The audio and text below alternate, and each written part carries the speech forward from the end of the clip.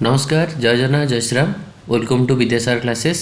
आपण मैंने समस्त जानते ऑलरेडी एनसीईटी बा इंटीग्रेटेड बीईडी रो फॉर्म फिलअप स्टार्ट हो सारी से रिगार्डिंग नहीं कि वीरेश्वर सर ऑलरेडी वीडियो बनई।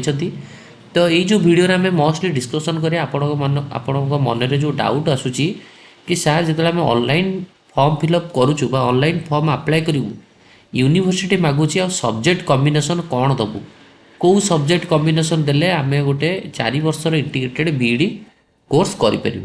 देखो मुझे आपको आउ गोटे कथा कही रखा चाहिए ये जो आपणकर फॉर्म फिलअप तार हूँ डेट आप जानी था दैट इज आपणकर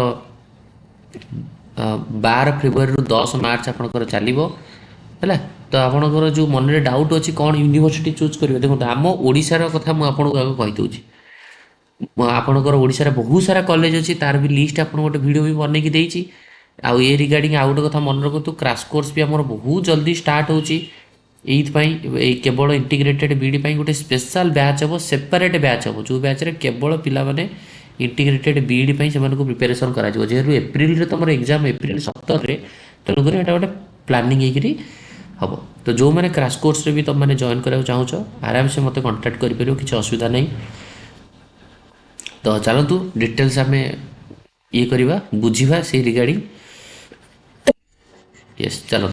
तो ओडिशार बर्तमान में गोटे गोटे धर फॉर एग्जांपल गोटे पिला चाहूँगी फकीरमोहन ऑटोनोमस कॉलेज बालेश्वर तो सेठी से पढ़ाई चाहूँगी बीए बीडी करने चाहूँगी ठीक अच्छे कि बीएससी बीडी करने चाहूँगी फकीरमोहन रे ताले से सब्जेक्ट कॉम्बिनेशन कौन दब देखो ये जो एनसीईटी बा इंटीग्रेटेड बीईडी रे आपणकर जनरल टेस्ट आउ टीचिंग एप्टीट्यूड एटा mandatory general test teaching aptitude mandatory language 1 language 2 यहाँ आप हिसाब से आपड़ देवे आउ आपणकर 3टा डोमेन सब्जेक्ट देवे 3 2 5 2 7 7टा सब्जेक्ट रे एग्जाम हम general test teaching aptitude mandatory सबू स्टूडेंट मैंने देवे लैंग्वेज 1 लैंग्वेज 2 फ्लेक्सिबल अच्छी आप चेंज करेंगे आ 3टा डोमेन सब्जेक्ट आप हिसाब से देवे।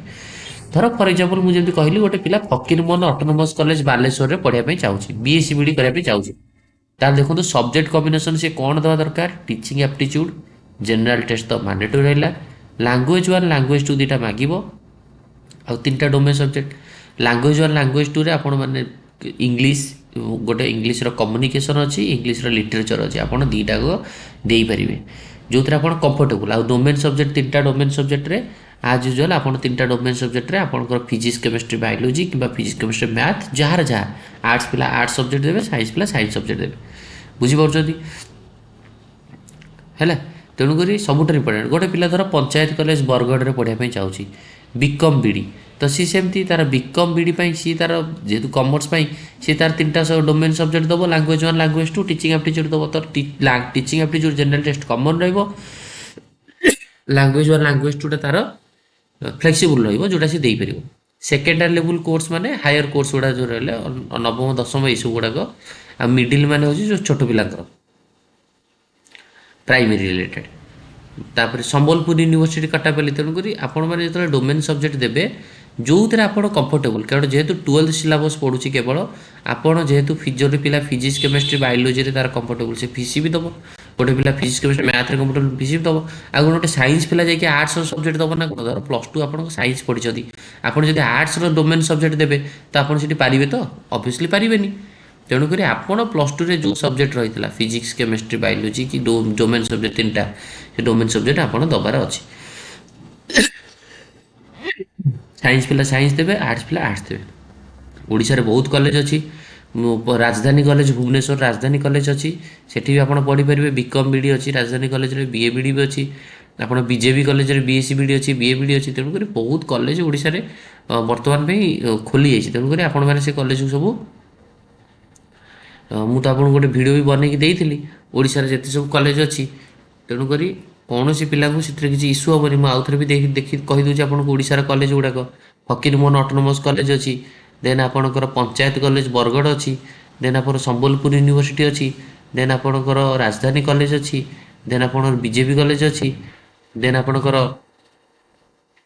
सामंत चंद्र एससीएस कॉलेज पुरी अच्छी आरआई भुवनेश्वर अच्छी रेभेन्सा यूनिवर्सिटी ओडिशा अच्छी रेभेन्सा अच्छी है तापर आपणकर ଫକୀରମୋହନ ବାଲେଶ୍ୱର ଅଛି, ଦେନ୍ ଆପଣଙ୍କର IIT ଅଛି, MPC ବାରିପଦା ଅଛି, ତେଣୁକରି ବହୁତ କଲେଜ ଅଛି। ତେଣୁକରି ଆପଣ ସମସ୍ତେ ଆପ୍ଲାଏ କରିବେ ନିହାତି ରୂପରେ। ଆଉ ଏଥିରେ ଆପଣ ଯେତେବେଳେ ଆପ୍ଲାଏ କରୁଛନ୍ତି କେୟାରଫୁଲି ସବୁ ଜିନିଷକୁ ଆପ୍ଲାଏ କରିବେ, କିଛି ଭୁଲଭାଲ କରିବେନି। ଡୋମେନ୍ ସବଜେକ୍ଟରେ ବହୁତ ଅପସନ୍ ଦିଆଯାଇଛି, ମୁଁ ଆପଣଙ୍କୁ ଦେଖାଉଛି 1 ସେକେଣ୍ଡ ହେଲା। ଆଉ ଯେତେବେଳେ ଆପଣ ସିଗ୍ନେଚର ଆପଣଙ୍କର ଲାଗିବ, ଆପଣଙ୍କର ଲାଇଭ୍ ଫଟୋ ମାଗିବ, ଲାଇଭ୍ ଫଟୋ ଦେବେ, ନିଜର ଇମେଲ୍ ID ପାସୱାର୍ଡ଼ ଦେବେ, ମୋବାଇଲ୍ ନମ୍ବର କରେକ୍ଟ ଦେବେ, ସେଥିରୁ ଆପଣଙ୍କର OTP ଆସିବ। ତ ଏଇସବୁ ଜିନିଷକୁ କେବେ ଭୁଲଭାଲ କରିବେନି। 10th ଡାଟା ଯାହା ଦେଉଛନ୍ତି ସେଗୁଡ଼ା ଭଲରେ ଦେବେ, +2 ଡାଟାକୁ ଭଲରେ ଦେବେ, ବୁଝିହେଲା। ତେଣୁକରି ଆପଣ ଯେତେବେଳେ ଲାଙ୍ଗୁଏଜ୍, କେଉଁ ଲାଙ୍ଗୁଏଜ୍ରେ ଆପଣ କମ୍ଫର୍ଟେବୁଲ୍ ଏକ୍ଜାମ୍ ଦେବା ପାଇଁ, ମିଡ଼ିୟମ୍ ଅଫ୍ କୋଶ୍ଚିନ୍, ଆପଣ ଯେଉଁ ମିଡ଼ିୟମ୍ରେ କୋଶ୍ଚିନ୍ ଚାହୁଁଛନ୍ତି ସେଇ ମିଡ଼ିୟମ୍ରେ ଆପଣ ଦେଇପାରିବେ। ଇଂଲିଶରେ କୋଶ୍ଚିନ୍ ଚାହୁଁଛନ୍ତି ଇଂଲିଶରେ ଆପଣଙ୍କ କୋଶ୍ଚିନ୍ ଆସିବ, ଓଡ଼ିଆରେ ଚାହୁଁଛନ୍ତି ଓଡ଼ିଆରେ ଆସିବ, ପଞ୍ଜାବରେ ଚାହୁଁଛନ୍ତି ପଞ୍ଜାବରେ ଆସିବ, ବୁଝିହେଲା। ଓକେ। ତ ଦେଖନ୍ତୁ ସେକ୍ସନ୍ 1ରେ ଆପଣଙ୍କର 38ଟା ଲାଙ୍ଗୁଏଜ୍ ଅଛି। ତେଣୁକରି 38ଟା ଲାଙ୍ଗୁଏଜ୍ ଭିତରେ ଆପଣ 2ଟା ଲାଙ୍ଗୁଏଜ୍ ଚୁଜ୍ କରିବାର ଅଛି। ଡୋମେନ୍ ସବଜେକ୍ଟରେ 26ଟା ଡୋମେନ୍ ସବଜେକ୍ଟ ଅଛି, ତା ଭିତରୁ ଆପଣ 3ଟା ଡୋମେନ୍ ସବଜେକ୍ଟ ଚୁଜ୍ କରିବାର ଅଛି। ଆଉ general test, teaching aptitude common ଅଛି। ଟୋଟାଲ୍ କୋଶ୍ଚିନ୍ ଲାଙ୍ଗୁଏଜ୍ 1ରେ 23ଟା, ଲାଙ୍ଗୁଏଜ୍ 2ରେ 23ଟା, ଟିଚିଂ ଆପ୍ଟିଚ୍ୟୁଡ୍ରେ 23ଟା କୋଶ୍ଚିନ୍, କିନ୍ତୁ କରିବାର ଅଛି 20 20 20। ଜେନେରାଲ୍ ଟେଷ୍ଟରେ 28ଟା କୋଶ୍ଚିନ୍ରୁ 25ଟା କରିବାର ଅଛି। ଡୋମେନ୍ ସବଜେକ୍ଟ 3ଟା ଯେଉଁ ପଡ଼ିବ 28 28 28ଟା କୋଶ୍ଚିନ୍, କିନ୍ତୁ କରିବାକୁ ପଡ଼ିବ 25 25ଟା ଲେଖା, ବୁଝିହେଲା। ତେଣୁକରି 160 ମାର୍କ, 160ଟା କୋଶ୍ଚିନ୍ ପାଇବେ, 160 × 4 640 ହେଲା। ଜେନେରାଲ୍ ଟେଷ୍ଟର ସିଲାବସ୍ ଦେଖିଦେଇଥାନ୍ତୁ, ଯେଉଁଥିରେ ଆପଣଙ୍କୁ କାମରେ ଆସିବ, ଠିକ୍ ଅଛି। ଆଉ NCETର there is no age limit for candidate. The candidate who have passed +2 or equivalent examination are appearing in 2000 irrespective of their can however the candidate will be required to fulfill the criteria if an university। ଭାଇ age limit, no age limit ଅଛି। ଆଉ ଆପଣଙ୍କର class 12th ପିଲା pass out ହେଇଥିବା ଦରକାର, କିମ୍ବା ନହେଲେ ଏ ବର୍ଷ ଆପିୟରିଂ ହେଇଥିଲେ ବି କରିପାରିବେ,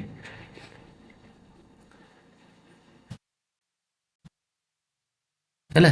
ବହୁତ ସାରା ନର୍ଥ ରିଜନାଲ୍ କମିଟି ଅଣ୍ଡରରେ 83ଟା ଭଳିଆ ୟୁନିଭର୍ସିଟି ଅଛି।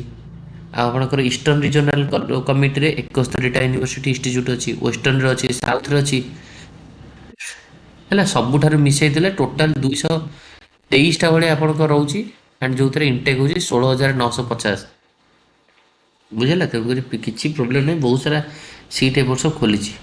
ତ ଆପଣଙ୍କର ଯେଉଁ ଯେଉଁ କାଟାଗୋରୀ ପିଲା ଯାହା ଅଛି ସବୁ ପରଫେକ୍ଟଲି ଆପ୍ଲାଏ କରନ୍ତୁ, କ୍ରାସ୍ କୋର୍ସରେ ଜଏନ୍ କରନ୍ତୁ। କିଛି ବି ପ୍ରୋବ୍ଲେମ୍ ହେବନି। ଆପଣ କ୍ରାସ୍ କୋର୍ସରେ ଆମେ ଅଫଲାଇନ୍ ଅନଲାଇନ୍ ବୋଥରେ ଆପଣଙ୍କୁ ପ୍ରୋଭାଇଡ଼ କରିବୁ କୋର୍ସ। ଯାହାର ଇଣ୍ଟରେଷ୍ଟ ଅଛି ଇମିଡ଼ିଏଟଲି ଆପଣମାନେ କ୍ରାସ୍ କୋର୍ସରେ ଜଏନ୍ କରନ୍ତୁ, ସବୁ ଫ୍ୟାସିଲିଟିଜ୍ ଆପଣଙ୍କୁ ମିଳିବ। ଅଫଲାଇନ୍ରେ ବି ଅଛି, ଅନଲାଇନ୍ରେ ବି ଅଛି। ଆପଣ ଅନଲାଇନ୍ ଚାହିଁଲେ ଅନଲାଇନ୍ରେ ଘରେ ରହି ପଢ଼ିପାରିବେ, ଅଫଲାଇନ୍ ଚାହିଁଲେ ଭୁବନେଶ୍ୱର ଆସିକି ପଢ଼ିପାରିବେ, ବୁଝିହେଲା। ତ ଇଏ ଥିଲା ଡିଟେଲ୍ ଇନଫର୍ମେସନ୍। ଆପଣ ଯେଉଁ ସବଜେକ୍ଟ ପଢ଼ୁଛନ୍ତି ସେଇ ସବଜେକ୍ଟରେ ଏକ୍ଜାମ୍ ଦିଅନ୍ତୁ, ଡୋମେନ୍ ସବଜେକ୍ଟ ଚୁଜ୍ କରନ୍ତୁ, ଯେଉଁଟାକି ଇମ୍ପୋର୍ଟାଣ୍ଟ ପଏଣ୍ଟ। ଥ୍ୟାଙ୍କ ୟୁ, ଧନ୍ୟବାଦ।